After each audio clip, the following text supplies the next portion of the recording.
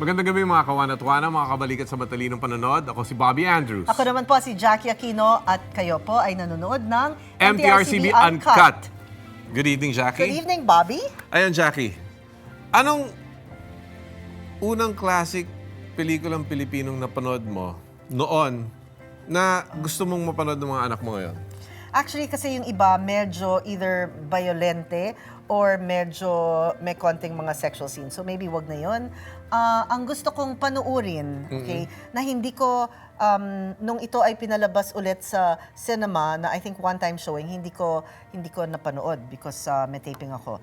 And gusto ko panuurin yung directed by Eddie Romero, yung Ganito Kami Noon, Paano Kayo Ngayon? Because alam ko, ito ay istorya nga ng isang, parang coming of age ng isang probinsyano. Siya ay pumunta sa Maynila and then may mga nangyari sa kanya. Gusto ko, mapanood ko at gusto kong isama yung mga anak ko habang ako ay nanonood. Kasi I know PG ang rating nun.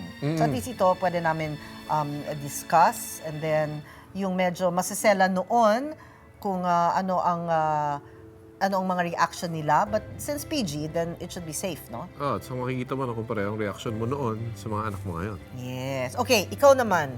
Ano ang pelikulang parang classic na gusto mong mapanood ulit? Okay, actually, ang gusto kong pelikulang mapanood ulit ay Oro Plata Mata. Kasi when I saw that, I was young, di pa ako artista. I had no idea na mag-artista ako. So, ngayon, gusto ko siyang mapanood ulit para ma-appreciate ko na yung technical aspect. And at the same time, kasi kung noon, hindi ko kilala yung mga artistang yon, yung mga direktor. Ngayon, kilala ko na sila, nakakasama ko sila sa trabaho. So, it would have a better, I would have better appreciation for the film. Diba? Parang, ay, ginawa nila noon and gano'n na sila, gano'n na ang kanilang pag-arte. Diba? Either magaling na sila noon, diba? At hanggang ngayon, paano na sila ngayon? So, ganito kami sila noon. Paano sila ngayon? Anyway, punta na natin si Kita Kids sa streets.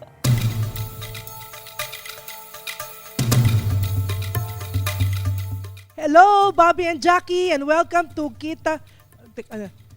Ito, camera, okay? Oh, nakakalito. Welcome to Kita Kids dito sa MTRCB UNCUT. Nandito tayo ngayon sa FPJ Studio sa Del Monte at makikita nyo ang background. Yan, akmang-akma sa topic natin, mga lumang pelikula. Siyempre, nakakalungkot naman na hindi natin mapapanood ang mga lumang pelikulang ito dahil marami sa kanila medyo sira na. Pero ang good news, may technology tayo para ayusin ang sound, ang kulay, at pati na ang quality ng mga pelikulang ito.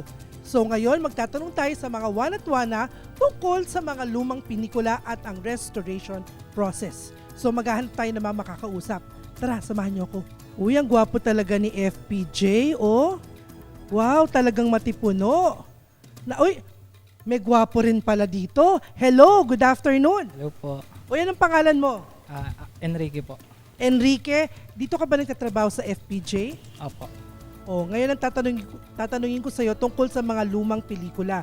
Mahilig ka bang manood ng mga lumang pelikula? Opo. Example? Yung katulad po ng mga, yung mga multo, mga ganun.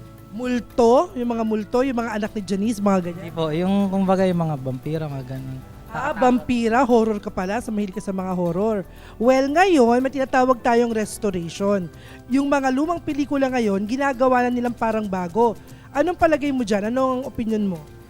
Sa restored po, kumbaga po, yun yung mga film na sobrang daming scratches, mga dust, mga pinaglumaan na. Kasi yung mga film na luma is mga 50 years ago pa yun. Hindi naalagaan, ganon. So, yung lifespan nila, kumbaga, pawala na po. So, kailangan na sila i-restored para ma-prevent pa rin po sila. So may pag-asa pa yung mga lumang pelikula na mapanood ng mga bata? Opo, parang ganun po. So ano bang ginagawa ng restore? Ikaw ba nag-restore ka? So ano bang ginagawa mo? Kinukulayan mo yung mga buhok nila? Ganon? Actually po, hindi po. Nire-restored po namin simula sa negative. Tapos ipapasa po namin through digital. May pagka-nega, ang dating. Nega muna, tapos gagawing pelikula. Po, parang digital na po. Sa palagay mo ba, dapat ba bang gawa ng effort pa yan? Dapat bang panuurin pa ng mga kabataan ngayon sa 2015, yung mga 50 years ago na yan? Opo, kasi po maraming aral po yung naidudulot nito eh. Tapos po, malalaman niyo po yung mga nangyari noon, parang ganun po. yung mga kabataan ngayon nalalaman yung historical natin dati po. Yun. So yun na nga, narinig na natin yan. Very good. Kaya pagbutihin nyo ang pag-restore ng mga films na yan. Yeah, salamat. Isa sa pinaka-paborito kong interviewin ng mga guards. Siyempre, very much alert sila. Hello, anong pangalan mo? Roger Stabilo po. Oh, gusto kong tanungin sa'yo, ikaw ba ay mahilig manood ng mga lumang pelikula? Yung mga nung araw pa? Opo. Example. Panday po. Uy, Panday, maganda yun. Classic yun, di ba? Sino ang bida doon? FPJ Idol, The King. Oh, idol, di ba? Ngayon, meron tayong technology na tinatawag na restoration, kung saan pwedeng mo makita yung Panday na magandang-maganda parang kahapon lang ginawa. Palagay mo, dapat ba i-restore ang mga lumang pelikula tulad ng Panday? Oo naman po. Para yung mga kabataan, mapanood din nila ulit yung dati na yung napanood na natin. Oo. Halimbawa yung anak mo, gusto mo ba mapanood ng anak mo yung original na Panday? Oo naman po, para kasi mas maganda yung mapanood niya kaysa yung kinikwento natin noon. Tapos, Puro kwento lang. Mas maganda yung eksaktong pelikula, di ba? opo. Yan. So yun na nga. So mahalaga para sa'yo yung mga lumang pelikula. Oo naman po, mahalaga talaga. Kasi doon nanggaling yung mga pelikula ngayon. At saka kumbaga classic na yung mga yan, di ba? Dapat hindi kinakalimutan. Opo. Yun na nga. O siya, salamat ha. Palabas na ako ng gate ng FPJ. Ayan na nga, oh. May nagpapahingang nagbibisikleta. Okay, anong pangalan mo? Abigail de los Reyes po. Oh, ba't ka naman nakabisikleta? Ano ba trabaho mo? Messenger po. Messenger. O maabala lang ng konti lang ha, maabala kita. Okay, gusto kong tanungin, ikaw ba ay nanonood ng mga pelikulang Pilipino? Opo. Narinig mo na ba yung mga award-winning na pelikula tulad ng Oro Plata Mata, Himala, o kaya mga Kakabaka-baka ba? Naalala mo ba yan? Opo. Napanood mo ba yan? Napanood po pero hindi na masyadong maalala. Ayan na nga, kasi nga matagal na yan, kaya medyo malabo na yan. Pero dahil sa teknolohiya ng restoration, maaari mo na siyang mapanood ng malinaw na malinaw. Anong masasabi mo tungkol dyan? Yung mga bata ngayon kailangan mapanood rin yan kasi may makukuha lang aral dyan. Correct. Kaya syempre mas maganda yan kung maliwanag, di ba? Malinaw yung mga pictures, maganda yung sounds. Tama? Opo. O yun na nga. Oy! Nakita ko sila! Hello! Teka lang, anong pangalan nyo? Julie po. Ikaw? Angie. Ang ganda ng colors ng suot nyo. Ngayon, kasi alam mo, tungkol sa colors din to kasi ang topic natin, yung pagpapaayos ng mga lumang pelikula, yung mga halos faded na ang mga kulay at naging kasing kulay na mga suot nyo ngayon. Ano masasabi nyo sa mga restored film? Anong idea? Maganda ba yan o hindi? Siyempre po maganda po, lalo na po yung mga film po talaga na nakakapulutan ng aral. O ikaw ba, kung makakapili ka ng pelikula nung araw na napanood mo na gusto mong mapanood ulit, ano yun? Gusto ko po yung Darna. Darna? Oo nga. Bakit naman Darna? Hindi po, kasi superhero po siya eh. Yung, syempre pang kabataan, yung gusto po namin makita ulit yung ano niya. Yung mga... Sana nga ma-restored yung Darna. Ano pa? Ikaw, ano naman pelikula ang gusto mong ma-restore? Ako po yung Sedi po, tsaka yung Princess Sarah po. Parang kinikilig ka nung sinabi mo yon. Kasi Siguro nung bata kayo ng favorite mo. Tama? opo, bago pumasok sa school, yun yung pinapanood ko. So the original is always the best, ika nga.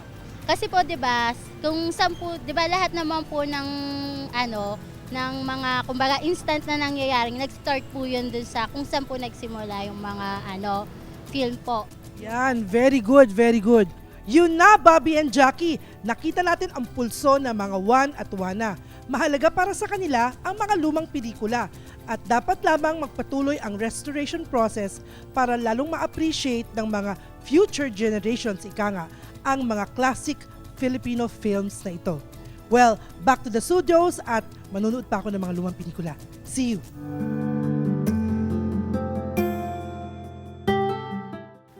Ayan, thank you, kids. Thank you, Kita Kits. Yan. Si Kita Kits, yan ang walang restoration na kailangan. Correct, Sa correct. kanyang beauty. And that's why it's rare that you get to see the inside of FPJ studio. Of course. Ikaw, nakapunta ka na ba? Yes, nakapunta na ako. Yes. So at least nakikita yung mga gamit noon and yung mga, well, kung ikukumpara sa mga gamit ngayon. Correct. Ngayon, Jackie, prangkahan na. Prangkahan na. And of course, we have today yung mga mas nakakaalam tungkol sa film restorations. We have Vice President of the FPJ Productions, Jeffrey Sonora. Good evening. And Head of ABS-CBN Film Archives, Leo Katigbak. Good evening. Magandang gabi sa inyo.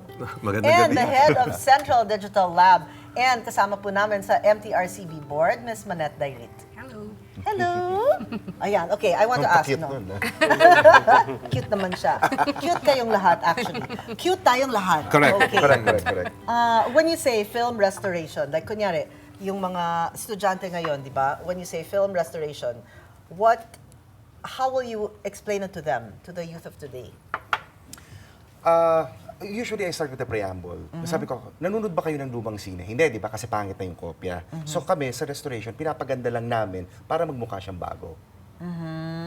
So kunyari, di ba, they're looking and surfing, ganyan. Parang, ay, pag luma ang itsura, di ba? Kasi hindi lang luma eh. Pag nanonood ka ng mga black and white lalo na, ang audio niya para ka nagluluto ng popcorn.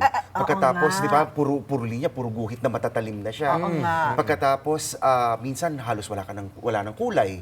Di ba, minsan dapat sepia, minsan halos hindi mo na makita yung image. So usually, kaya dito sa atin, walang appreciation for the older movies. Kasi ang tingin nila, ano ba yan? Sanay sila sa HD, they can watch it on their phones and whatever.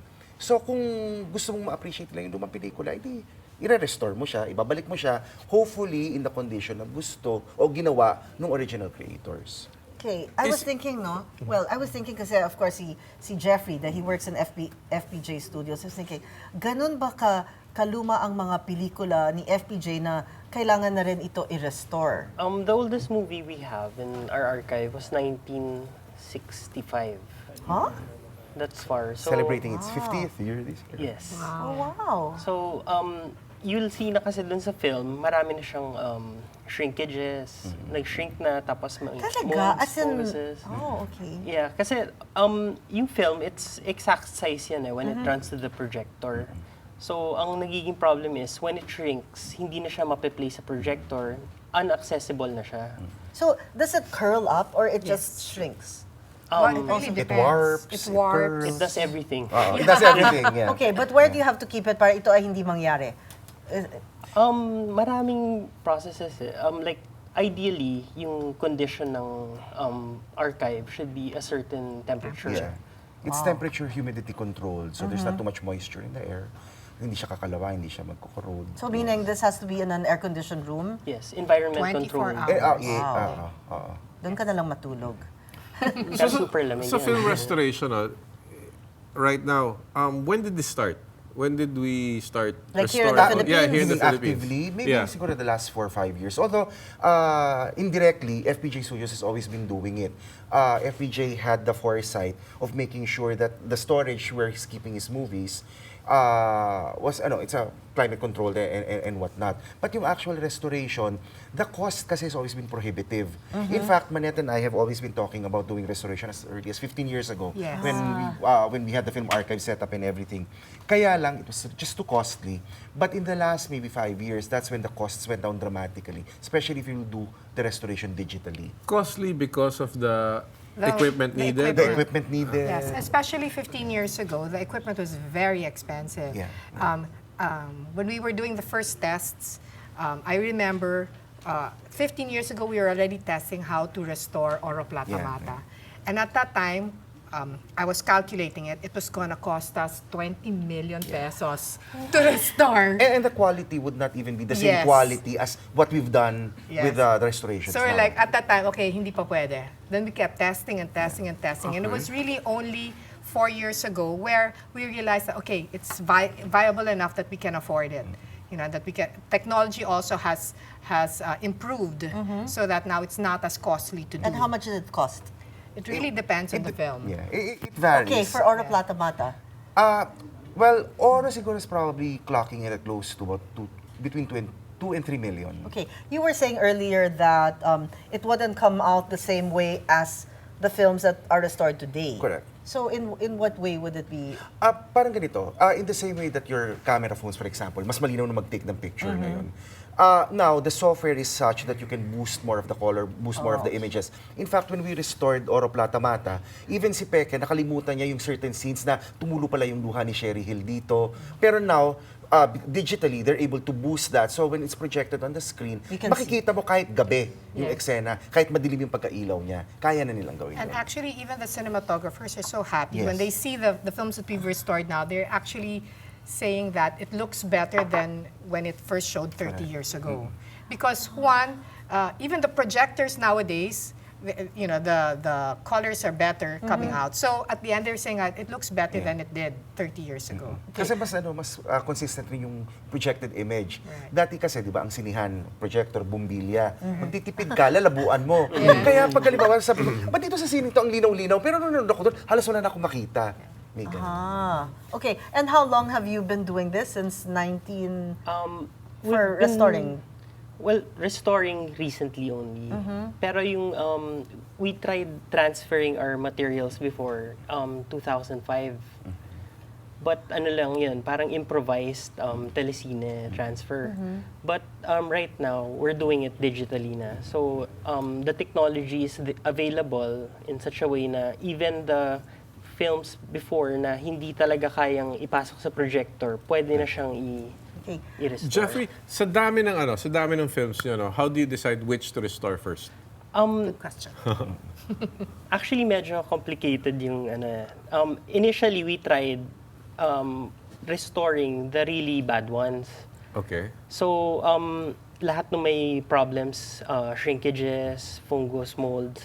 Well, actually, when you see an old can of film, di ba minsan minaamoy ka na amoy Vinegar. suka? Yun, the vinegar syndrome is a sign of deterioration already. And it can take many forms. But usually, that's a precursor to yung mga shrinkage, to the fading, also to the molds into the How long does it take to make a film like brand new again? Again, it really depends on the damage of the film. Ah, okay. So some films, like if the damage is really just a bit of dust and scratches, that one's maybe 100 hours. Yeah. It But can be if sure it's about it's- a week or a couple yes, of weeks. but if could it long has as a lot 6 months. Of molds? Yeah, if a lot of mold and scratches warps, and warpage. then that could take months. Yeah. So 1,000, 2,000 hours. Yeah. Okay, what is the process? I want to know from the very beginning. Okay, so you choose a certain film. Oh, here's okay. the reel. Here's the Let's say, negatives. let's say it's damaged. So, medyo mahaba yan eh. Kasi if it's damaged, isa-isa, per reel, it will be inspected. So, the Per frame? Per perforation. Yeah, more or less. Per foot. Per Yes. foot, more or less. Yes. Okay. So, i-check muna yung perforation kasi that's the transport where the film goes in the machine. So, i-check yun if it will go in or not. How big is the machine? Siguro 2 refrigerator, something like that. Okay. Yeah, so that machine kasi, well, after inspecting the film, pag okay na siya, we will have to decide kung how we will initially scan it. Kasi there's a technology right now, there's a wet gate system. So the wet gate kasi, it's actually where the film goes in, yun sa gate ng machine, a liquid will actually go in dun sa mismong plate where it will be scanned. So all the scratches and all yung mga debris will actually be Filled in. filtered. Even It the will be scratches. filled in. Yes. Actually, it becomes easier, lalo na if you're using negative. Kasi what that does is that parang fluid goes into, yung scratches, think of it as holes. Okay, So parang so those it are goes plugs. in. Yes. So pag pinroject mo na Ganda. siya at na-plug siya, wala na siya. Wala It's na not holes, something that you yes. actually have to physically restore anymore. As opposed to, for example, a print, a print, it doesn't work that way. Yes. Kasi it's like a finished product already. Parang halimbawa may negative ka ng picture, yun doon pwede ka mas madali mag-manipulate doon eh. Yes. Pag yung physical print na siya, kung hindi siya malinaw, hindi na siya talaga malinaw. Wait, we're talking about the visual, no? The film itself. Paano yung audio? Wait, not yet. That's just in the scanning. That's The scanning process pa That's lang just yan. the very Okay. beginning of the process. This is the a very first- tedious So, sa scanning pa Let's tayo, say this okay? is the first week. Okay, tapos there's also that second layer of more or less partly mare-restore na yun when you do the wet gate. There's another technology called DICE, digital ice. So it's developed by Kodak. It will actually flash an infrared light. Tapos in the scanner, it will actually detect the dust particles. So magde-detect siya as white, and the software in the machine will actually cover it up na. So that's the second stage of restoration. So after that, That's per 1 foot each, like that? no, it's per frame. Per frame. Per frame? Per frame. Yeah, per But frame. the machine moves naman Yes. fairly quick. It's not as if it's really a Yes. very slow process. Okay. The one that ends up being slower actually is Is what the sila manual Manette do. restoration. Kasi yung hindi maaayos nung ginagawa nung sa scanning ni na Jeffrey, Yeah. yun yung aayusin nila on a frame by frame. So, Yeah. kung halimbawa, there are 24 frames a second, tapos there are 2 seconds of gasgas. So, frame by frame, 48 frames yun, buburahin nila yun. So what comes first, the manual or the scanning? The scanning. The scanning. We The scan scanning. it first Always with the first. automated portion, Yeah. and then we do the manual restoration for the things that the automated restoration wasn't able to detect and automatically fix. So that one now is tediously frame by frame, fixing warps, fixing scratches, trying to eliminate the mold, the dust that Is- wasn't able Balancing the color. Is that easy to teach? Let's say we go there as trainees or something. Oh, what kind of qualifications are needed? Actually, more than anything, it's patience. Yes, number one, Yes, patient. it is. Patience is the, one thing, OC-ness. yes, you have to be very meticulous, and one, you really have to have a passion for film. Yeah. If you don't, you won't last in the job because it's painstakingly hours Yeah. of, manually doing the work. So, but I have to say, like with a lot of the young kids that do it, they love what they do, and actually seeing the final product, seeing the before After and the after, original, yes. and actually also them appreciating, because most of these kids, they have never ever seen an FPJ movie, for example, or They weren't even born yet. Ishmael Some. Bernal movie. Yeah. And when they see their work, they're so proud and they're amazed because they can also now appreciate the film, what films were like, 20, 30 years ago. Okay, wait. With that, mag-cue to commercial Yes, muna tayo. pagpapatuloy po natin yung diskusyon about film restoration sa pagbabalik ng MTRCB Uncut.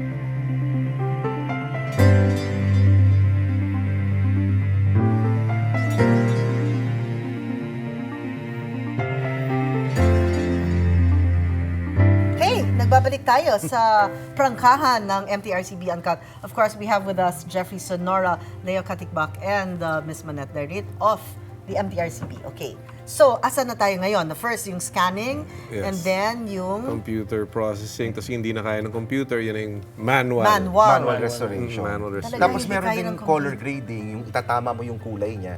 Kasi minsan Okay, yung sa paano mga- yung ginagawa? Computer rin ang That's ano also- doon. yeah, Kaya that's lang ang ano doon, mababalanse mo siya. Kasi minsan depending halimbawa, 'di ba ang pelikula minsan 6 na rolyo. Hindi tama ang iyong pagkakatago sa kanila. So pwedeng yung isa mas nag-fade, yung isa mas ano. So babalansehin mo ulit 'yon para magmukha naman siyang tama. Hindi, at saka di ba minsan kasi may mga cinematographers na meron talaga silang hinahanap na kulay. Correct. Yes. Oo. So, do you put that into consideration Of course. also? Ang ginagawa namin, lalo na yung kinamanet, kung pwede pa namin konsultahin yung original na cinematographer na gumawa, like halimbawa sina Romy Vitog o sina Manolo Abaya, o kung yung director, meron ba kayong halimbawa pinlano dyan? Talaga bang sepia yan? O talaga bang ito yung treatment mo? Ang itim mo ba? Ganyan ka-itim dapat? Para at least maisatama naman namin yung pagre-restore. Yung yung sepia, ito ba ay kunyari, gawin sepia nga yung pelikula. Ito ba ay nagiging mas maganda because ito ay sepia kesa it's just restored na yung mga kulay medyo hindi, alam mo yung para siyang hindi yung totoong kulay. Palagi ko, sorry pero palagi ko kasi depende rin yan kung ano talaga yung pinupuntirya mo pag nagre-restore ka. Kasi yung sa amin, at matagal na diskusyon namin to ni Manette, papakialaman ba natin kung paano yung original design yan o original intent yan base sa ating tastes ngayon? O ang gagawin natin, respetuhin natin kung anong gustong ginawa ni Ishmael So, anong Bernal. sagot? ayun sabi na, respetuhin namin kung ano yung Yes, gusto. Definitely I respect. agree. Oo. Retain the integrity. Ano Okay. yan kaligayan ng colorization ng black and white. Yes, yes, So, yes. di ba, merong isang group na hindi, para mas ma-appreciate ngayon, i-colorize mo. Hindi, black and Oo white nga, yan actually, pag kinolorize kasi, mukhang medyo Yes. colorized. Di ba? Hindi talaga yung natural na kulay. Let's say yung red, hindi ganun ka-red. Na live red. Pero nasa sayo rin yun Ano ba ang gusto mong ma-achieve? Like for example ngayon, ang mga bata ayaw ng black and white. So kung ang lumang pelikula gusto mong ma-appreciate ng kabataan, pwedeng magiging compromise yung pag-colorize mo sa kanya. Yes. Kasi sa amin, di ba, na-mention kanina ni Baba yung sa audio, which is a totally different part of restoration. Yung sa amin, karamihan na lumang sine mono. Pero para mas ma-appreciate ngayon ng mga kabataan at saka yung new technologies, first to good kaming i-convert siya to stereo. I think yung pinag-uusapan ko nga kanina, yung sa kulay, if kung galing sa black and white at ito ay ginawang colored, di ba? Yun ang medyo iba yung kulay. Off. Yeah. We don't usually do that here in the Philippines, but in other countries, they do that sometimes. But us, we really like to keep the integrity of the film. We feel that what we're doing is really preserving our film heritage, right? So, yeah, that way we want to really keep it as was intended by the directors of that As time. original. Kapag Okay. kinulayan nyo ba, mas computer lahat yun? Pagka Computer kinulayan, na lahat. Computer na. Computer. Asa na tayo ngayon, di ba? First, yon sa scanning, and then yung hindi kaya ng computer, Manual ima-manual na. lahat. Okay, Yeah. and then what happens after? At the same time, while we're doing that, the audio is also being done. So, Okay, paano naman ginagawa yung audio? yeah, the audio, basically, if there's like hiss, if there's pop, there's wow, then they also digitally enhance Okay, hiss. it and remove. Yeah, so they try and eliminate the hiss. Puk, yung pumuputok-putok. Ano yung wow? Yung Wobble. parang, parang di ba pag Wobble. nag-warp, Wow. parang di ba may cassette ka, nag-warp yung cassette mo. Di ba Wow. lang kumakanta mo? Wow! Yun Wow, yun. okay. May Wow. ganun yun. Wow. Yung film speed kasi niya, nag-iiba rin. Okay. May nangyayari ba na tinatawagan nyo pa yung artista para mag-redub? Naku, iba na yung boses nila. Actually, hindi. Paus na sila. Only because, unang-una, there's no way for us to compel them na bumalik. Kasi matagal na tapos yung project na yun Pero pati yung timbre ng boses kasi nag-iiba na. Yes. You're talking of a 20, 30-year-old movie. Si Lorna Tolentino, mas matinis ang boses niya, mas mababa ang boses niya. Si Edo rin, di ba, as you get older also, raspier na yan. Yeah. So, hindi rin siya magmamatch. Pero kung halimbawa kailangan mo ng dialogue replacement, if your computer can do that, yun, that would be a solution. The computer can also... So nagagawa na ng computer rin yun? Dialogue replacement. Abroad, mas kaya nila. Voice, yes. Pero dito, sa atin, mas minimal. Yes. Sa amin, ang mas malaking problema, pagpapalit ng music. Kasi may mga kanta, kasi dati usong-uso yung hindi pinagpapaalam ang paggamit ng kanta. Oh, yes. So ngayon, minsan masyadong mahal na i-clear yung music rights. So we have several movies na actually nagpalit kami ng kanta for that reason. Kasi kaya ko bang bayaran si Barbara Streisand at si Barry Manilow ng tig $1 million para gamitin sa pelikula? Siguro maswerte na ako magwa 1 million pesos yung kikitain ng pelikula ko. So, yung mga ganun, papalitan mo na yon. Kaya lang, ang skill nun, usually, mono, di naka-overdub ang dialogue. So, kailangan magaling ang audio tech mo at magaling ang gagawa ng music mo para mapapalitan mo yun ng hindi mahahalata. So, ngayon, yung mga pelikulang nire-restore, usually mga classics, di ba? Doon lang ba limited ang restoration? Well, yung sa amin, Star Cinema, nire-restore namin So, kahit tawag nga namin doon, modern classics na. Pero ideally kasi, ang mga sine, siguro, even as early as, say, 5 years ago, karamihan dyan, standard definition lang. Ngayon, puro HD na, puro 2K na yung usapan. So, kailangan, medyo babalikan mo rin sila para madala mo na sila dun sa level ng technology ngayon. Paano yung mga pelikulang sinushoot sa Digital. digital? Wala na problema yun because HD Yun na na yun yun, assist na So, yun. they are already in that format. So, mas madali. Mas madali na para sa In the kanila. future, No restoration i-restore yung films ngayon. Well, if it was shot in digital, Yes. you don't need to go Scan through the it. process of, But then I'm sure it'll have its own set of problems Yes. 20, 30 years from now. Because who knows what resolution it will be 20, Yes, 30 years from now, or what technology we'll have 20, 30 How Siguro long hindi is- na ganun kahirap. Kasi Hopefully digital not. na. Hopefully. Compared to yung mga amag-amag. Pero ang question kasi dyan, ang digital ba is stable na format for Yes. restoration? That's I mean, for archiving. Yes, yes, yes. Kasi yun yung problema, di ba? Ang digital, kapitan mo lang yan ng magnet, mabubura yan Ang film, ilagay mo lang sa magandang lata at ideal na it will survive for 150 hundreds years. of years. Yes. Digital, you have to keep migrating. Yeah. Okay, so kunyari, naka-restore kayo ng film. Does that mean it's future-proof already? No. We have to make sure that you always migrate formats. Because as we were saying now, that there's no one format that you know will stand the test of time, right? Except for film. Actually, film is the one right now that actually designed to stand the test of time. But the thing is, wala nang gumagamit ng film. Kaya even companies like Kodak, nahihirapan na. In fact, Kodak was supposed to close na. They declared bankruptcy. Kaya lang the Hollywood studios Kept them talked to alive. them and said, sige, bibigyan namin kayo ng funding. You have to continue producing negative film stock for their preservation purposes. Wow, interesting. For our archive naman, what we did was to migrate to LTO tapes. So LTO kasi is the format that banks use for archiving. So sila naman, they have a plan like in the next 3 years we'll come up with another type. Yeah, 6, 7, 8. That sort of thing. So you have to keep migrating. Yes. Lipat ka pa rin ng lipat. Parang dub ka pa rin ng dub. Yeah. Maganda lang sa digital, walang loss pag habang nagdadub. Yes. Walang dyan. Transfer. So pagkatapos nga ng kunyari, yung dubbing or let's say yung voicing, tapos yung mga sounds, and then yung mga music, ano pa pagkatapos nun? Basically, yun naman yun eh. Kasi pag nabuo mo na siya, di tapos na yung restoration mo. And again, dun kami pumapasok. Kasi sina Jeffrey tsaka sina Manette, sila yung physical restoration. Yung sa amin, pagkatapos mo na ni-restore, As we anong gagawin mo? Kailangan mapanood ng mga tao. So, nasa amin yung paggawa ng mga bagong poster, paghahanap ng paraan para ma-exhibit o mapalabas yung mga pelikula. Kaya yung mga nire-restore namin, it's found its way on iTunes. If nag-i-issue kami ulit ng DVD, binabalik namin sa mga sinihan. We're looking for all of these ways. Kasi walang saysay ang restoration kung walang makakapanood ng mga pelikula yun. Okay. So, doon sa mga, kunyari, sa experience nyo, ang pagre-restore ng film, kung ano man ang nagastos nyo, and then pinakita ulit sa cinema, was it worth it? Or kailangan din kasama rin yun nga sa...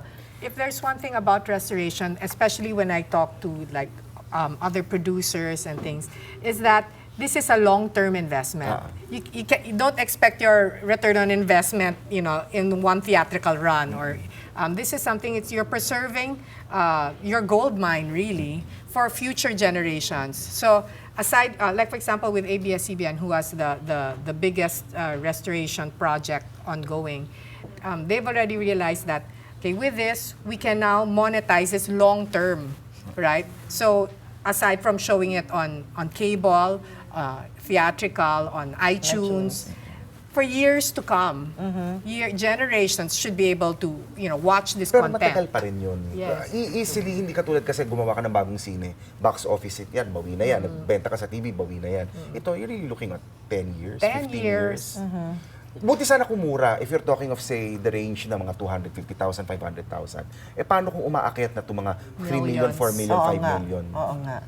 Ano ba ang pinakalumang pelikulang ni-restore nyo na? Sa amin, so far, ganito kami noon, from 1976. Tapos yung katatapos ng Na Ikaw Ay Akin, 1978, I think. Jeffrey? What about, For our archive kasi, what we're doing is scanning everything first. So, yung sa na-scan namin is 1963. We have a movie that old na. And how many films have you restored? Kunyari sa FPJ Productions. Tapos na kayo sa Panday. Yeah, the Panday series, around 60 titles. 60. And then, like in ABS or in your Siguro, company. nasa mga 110, 120 na kami ngayon. Talaga? Yes. Kasi I like the idea, nung tinanong ko, is it worth it? I obviously, gusto ko marinig na, yes, it's worth it. Diba? I mean, this is really a treasure. Yes. I mean, a lot of these films, if we don't restore them now, they're gone and nobody will ever get to see them again. Because really, when vinegar syndrome sets in, it disappears. What is that? Vinegar syndrome. When in the film cans, right? You say sometimes it's masagsuka. Basically, it mabango naman ang disappears. suka. Okay. And then, Parang maghahanap ka na ng chicharon pag Yeah. pag naamoy wala mo yan. na. Kinain mo And na. then wala na, goodbye forever. Goodbye forever. It has that point na no return. No return. My At saka gosh. pag nag-umpisa siya, the most you can do, babagalan mo na lang yung proseso. Hindi na siya nag-i-stop continued deterioration na yun. So, kunyari, in FPJ Productions, siguro lahat ng mga films na ginawa ni FPJ, ito ay eventually i-restore. Yes. Yes. Pati yung pelikula ko. No. And At then, least yan talaga, bilang di ba? consumer, saan ko naman pwedeng kunin yung mga pelikula? Where can I watch? How Well, do I get access to obviously, this? like for example, sa ABS-CBN sa Channel 2, sa mga Cinema 1, nakikita mo. Pero nire-release rin namin on DVD, binabalik sa sinihan. It's available in iTunes. We're always proud to say na ABS-CBN is the only Filipino media company that has a library in iTunes. Okay.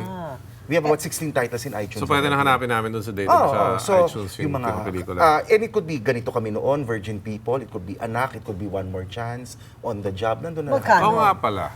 Magkano naman, if ever? On iTunes. Naglalaro yung range siya kasi hindi pa yung brand new yung nalalabas namin. Naglalaro siya between $9.99 and $14.99. And then, for Manette, bilang MTRCB, Yes. kailangan ba i-review ulit to? Itong mga Of course, pelikula to? if it's going to come out Nagsasubmit naman. theatrically or if it has a DVD, it gets reviewed again by the MTRCB. Even for iTunes. International yun so hindi nasakop ng... So it's not It's rated. No. The rating in the those Philippines is have the one already that's been followed. rated Okay. previously. Okay. So maybe we can invite yung mga ating mga manonood na Do you have any new support movies and coming manood. out na restored films?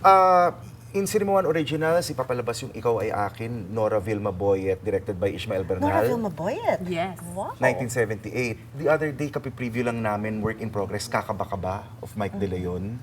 Pagkatapos by February, dapat tapos na rin kami sa Kung Mangarap Ka't Magising by Mike Also De by Leon. Mike De Leon. Are there any showings of restored films of FPJ? Currently, we're focusing lang on the restoration. Okay. Yeah. Okay, thank you very much, no? Ayan. Sana naman, okay, maybe in the future, yung mga pelikula naman natin ang ma-restore. Oo nga, hindi pag-uwi ko mag-search na ako sa iTunes. Yeah.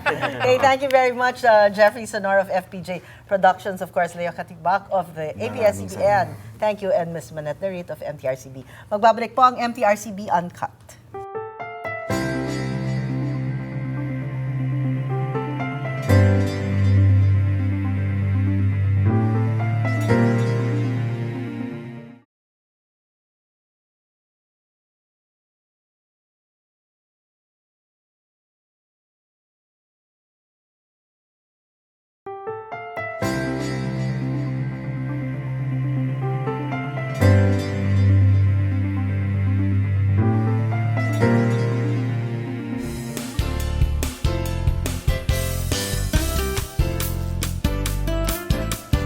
And ito na, ang click para kina Juan at Juana. And tonight I have with me Miss Anne-Lorraine Collis, ang winner ng 2015 Miss Globe. Yes. Good evening, Anne-Lorraine. Good evening po. So Anne-Lorraine, first of all, what is Miss Globe? Could you share with us a little history of this Apo. pageant? So, Miss Globe, bago pa lang po kasi to sa Binibining Pilipinas. So, at saka sa Philippines din, medyo walang alam yung mga Filipino. So, But this was done abroad, correct? abroad. It's Albanian-based po siya. 42 years na po siya na nag-exist. Okay. And first time po na yung sinalihan ko sa Canada po. First time na ginawa doon sa Canada. And first time din sumali ng Philippines, ng Binibining Pilipinas sa Miss Globe pageant. And of course, you're Yeah. the winner. Thank God, nakuha po Congratulations, natin yung congratulations. No? So, what was Anne-Lorraine before the pageant? Galing nga lang ako ng province, ganyan. And then, pumunta ako sa Manila to study po sa UST ng accountancy. And then, after I graduated, I joined Binibining Pilipinas. Okay. Well, what made you join Binibining Pilipinas? Did you want to do this when you were younger pa? Or? Of course po. Actually, gusto ko talaga sa camera eh. Gusto ko sa limelight, parang ganon. So, pero gusto ko munang tapusin yung pag-aaral ko. And alam niyo po, I said this to many interviews na parang it's a calling for me. Hindi ko inaasahan na magjo-join ako ng Binibining Pilipinas eh. Parang biglaan na lang. Actually, I'm taking my master's nung nag-join ako ng Binibini. So, I had to stop Okay. yung master's ko po, yung second degree ko, and then I joined Binibini. Kasi it's a calling na parang bigla lang ako na kinausap ni Lord. I know baka corny sa inyo, pero parang bigla akong kinausap ni Lord na parang, you should join. It's time for you to join. Yes. No, but it's very important talaga. Education should really come first, Opo. you know. So, what is the future like for Anne-Lorraine? So, you're Miss Globe 2015. Yes po. So, do you plan on entering show business? Kung may opportunities naman po, why not, di ba? I'm sure marami ng mga offers. Opo, pero right now, I have duties to fulfill. Yes. Since I'm under Miss Globe organization po ngayon, so bale mag-tour po ako around the globe. Really? Yes po, yung schedule ko po, yung recent po is November 15. Pupunta po ako ng Albania and then pag-uusapan po yung mga projects na bibigay sa akin. But, di ba, you mentioned earlier, we were talking before this, na this was your first time to leave the country for Yes this po, pageant. yes po. And now, you're gonna be traveling around the world Ayun nga because po of your eh. duties. Parang yun nga po yung ang daming blessings na binibigay sa akin. Actually, Yes. ang dami kong first, even just sa binibini lang po, yung first time kong sumakay ng airplane, alam mo yun, yung ang dami kong first na, tapos first time kong umalis ng bansa sa Miss Globe, tapos lahat na-amaze ako sa mga nakikita ko. Kasi para akong bata na lahat ng nakikita ko na experience ko bago. So malaki po talaga yung tinulong ng binibini sa akin at ng Miss Globe. Parang ang drastic ng change ng buhay ko ngayon eh. Parang from a simple girl, tapos biglang ngayon, Correct. they're starting to recognize me na because of sana ay yung nagbigay po ako ng pride sa country natin. So when you travel, sino kasama mo? Ako lang po. Ikaw lang mag-isa? Opo. Okay lang naman sa parents mo? Okay naman po kasi may usapan naman po yung Miss Globe organization at Binibining Pilipinas. Inaalagaan naman po ako. Could you share with us some of the stories behind the scenes during Binibining Pilipinas and also Miss Globe? Madami kang sacrifices, yung time mo sa pamilya mo, ganyan. Yung may time na parang 2 months hindi ako nakakauwi ng bahay kasi masyado akong focus sa mga trainings, ganyan. So medyo intense po at saka pressure din na parang, tapos parang makikita mo pa na ang daming bashers, yung ang daming sinasabing Especially mali. now with Hindi nila social alam media, kung eh. gaano kahirap or gaano yung pinagdadaanan po namin para yun lang, ma-present namin na maayos yung sarili namin and yung place na nire-represent namin. You mentioned earlier, di ba, yung bashers, di ba? How do you deal with this negative people? Nung una po, medyo nasasaktan ako, naapektuhan talaga ako. And then, I am under Aces and Queens. And then, yun po yung mga mentors ko.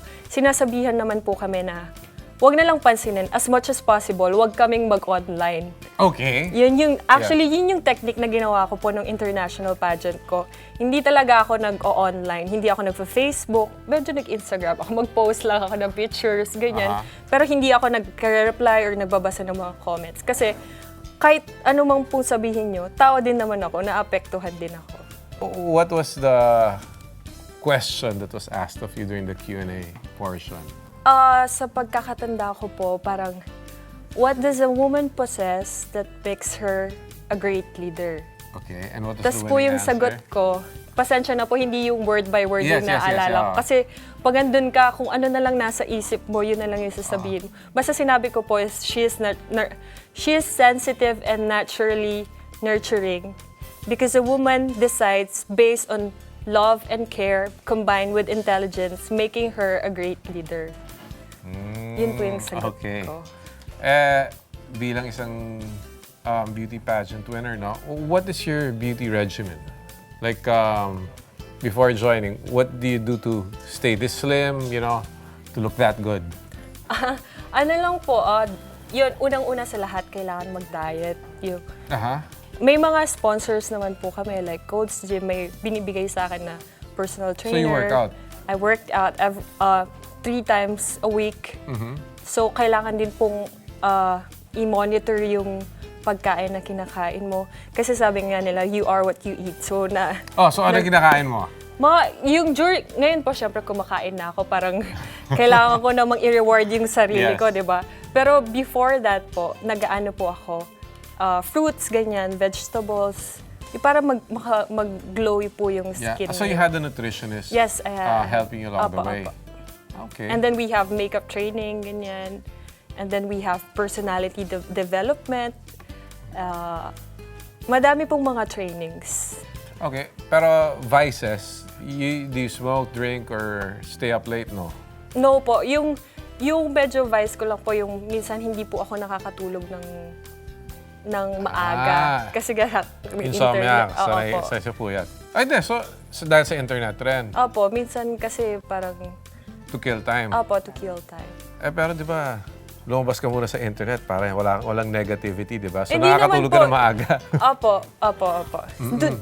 During my competition, hindi po talaga ako masyadong nag-i-internet. Opo. So what? So para wala akong balita or wala akong distractions. Pero it's very, kasi like ako, nasa entertainment industry din, di ba? Ibang-iba kasi pagkaharap naman ng cameras, di ba? Opo. So, what was going on in your mind during the pageant proper? Kasi di ba, no amount of preparation can really prepare you for the real Kasi thing. yun nga po, parang make or break po kasi sa akin to eh. Parang kung nanalo ko, yung pangarap ko matutupad, magkaka-career ako. Some point na magkaka-career ako dito sa Philippines. Kasi Yes. make or break nga po yun.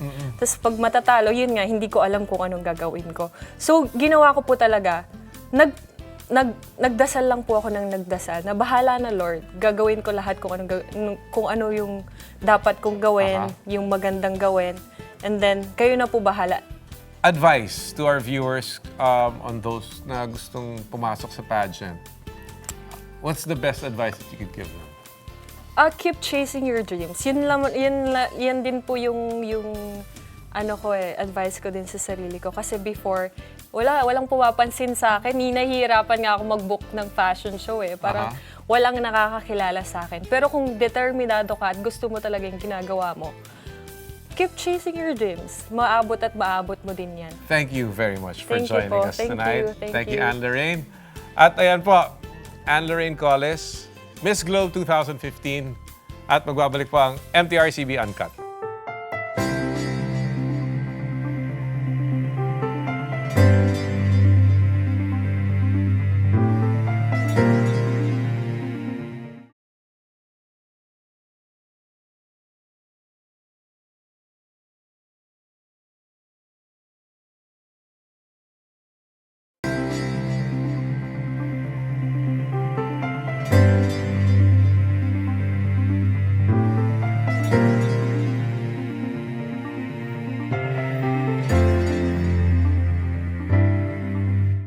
Naririto naman po tayo sa ating segment na i-share mo kay Chair.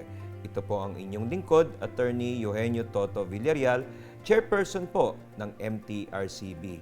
Pagkakataon po ito ng ating mga manonood upang makapaghatid sa amin ng kanilang mga feedback o katanungan ukol sa film and television rating system o kaya sa kanilang mga concern ukol sa audience sensitivity.